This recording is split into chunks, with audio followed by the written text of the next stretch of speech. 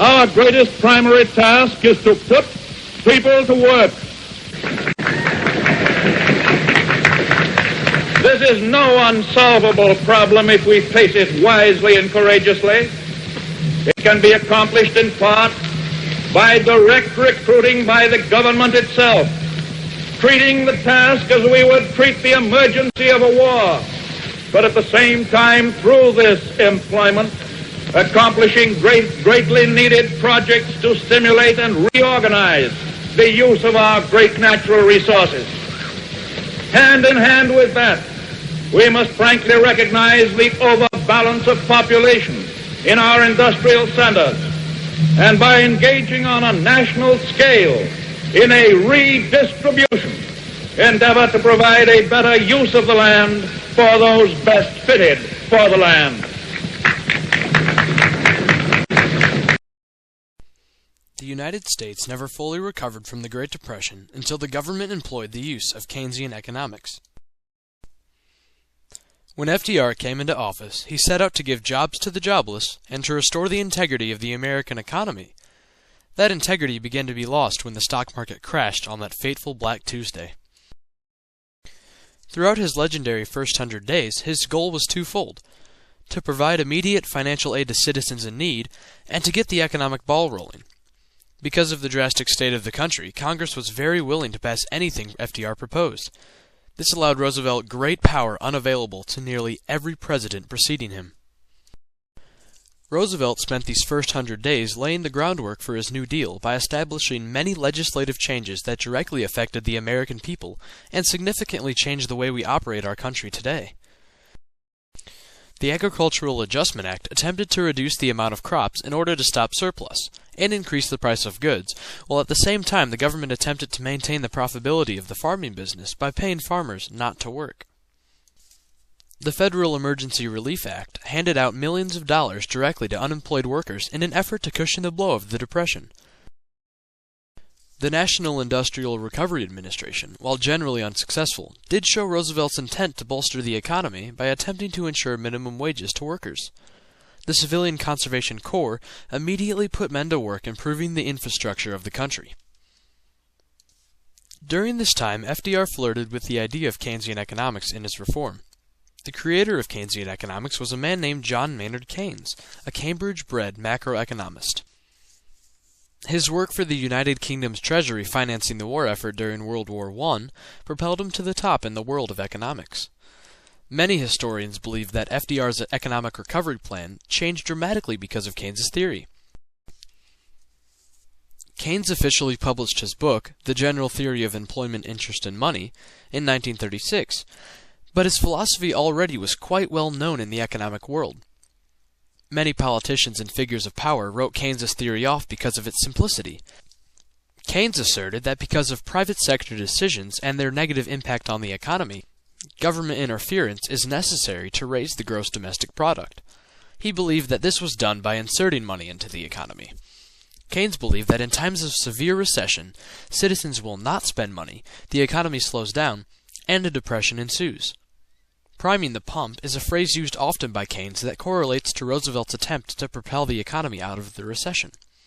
Therefore, Keynesian economics requires government interference and mass deficit spending in government-sponsored programs and work projects in order to start the economic machine again. In a very real way, this is exactly what Roosevelt was doing. However, Roosevelt was scared, and rightly so. He didn't want to exclusively use a policy or an economic theory that had never been proven on a major scale. But his New Deal policies did very closely resemble Keynesian economics. For example, the Social Security Act of 1935 contains many different social welfare and insurance programs. Social Security not only was insured, but it also had government-sponsored unemployment programs.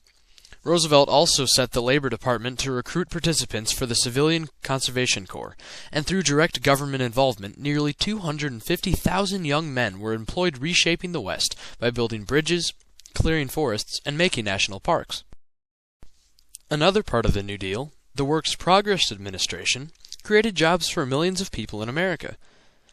And most importantly, the Federal Emergency Relief Administration put $500 billion directly into state-run projects and unemployment. This only shows Roosevelt's movement towards the use of Keynesian economics, because some of his programs didn't succeed. After economic growth and improvement of the standard of living during the initial New Deal policies, the economy slumped back into a recession, the Roosevelt recession of 1937. Many historians blame the recession on a slowdown of federal spending coupled with increasing taxes. Whatever the reason, this recession set back Roosevelt and his administration. Keynes assigned the blame of the recession on Roosevelt for not fully embracing his theory and only incorporating government involvement where he saw necessary. I cannot detect any material aid to recovery in the NIRA, though its social gains have been large. The driving force which has been put behind the vast administrative task set by this act seemed to represent a wrong choice in the order of urgencies. This is my first reflection, that NIRA, which is essentially reform and probably impedes recovery, has been put across too hastily, in the false guise of being part of the technique of recovery. John Maynard Keynes. Keynes sympathizes with Roosevelt, but says that in time of depression, they need material aid, immediate aid, and tangible results. In Keynes's open letter to President Roosevelt, he pleads with the president as his humble servant to take greater initiative in the recovery of America. He urges material increase in the new loan expenditures in order to lay the foundation for larger expenditures in the near future. Roosevelt did ignore Keynes and his policies for a long while, but following his recession, he more confidently asserted the government's power. Perhaps Roosevelt was a little unsure of what to base his New Deal policies on before, but with a strong economic theory by a well-respected British economist backing his administration, FDR could safely begin to embrace the new role of the government. The Congress and many others were very skeptical of an economic policy that had never been proven effective before. Although they were more careful after being led again into a recession, Roosevelt did pass the Fair Labor Standard Acts of 1938, which instated a national minimum wage and overtime for workers. In a way, you could say that after he began to more confidently use Keynesian economics, he stopped the courtship and began working on the marriage of Keynesian economics and regular economic theory. He launched a $5 billion spending program in 1938 to increase the sheer purchasing power of the government and to increase the possibilities of direction to a Congress-restricted economy. The economy did not truly recover until World War II. Yesterday, December 7th, 1941. A date which will live in infamy. The United States of America was suddenly and deliberately attacked by naval and air forces of the Empire of Japan. No matter how long it may take us to overcome this premeditated invasion, the American people, in their righteous might, will win through to absolute victory. FDR. In fact, the urgency of war led to a full embrace of Keynesian economics that resulted in virtually full employment and an economic recovery that would be sustained for decades. The budget was increased from $9 billion to $100 billion in 1 year.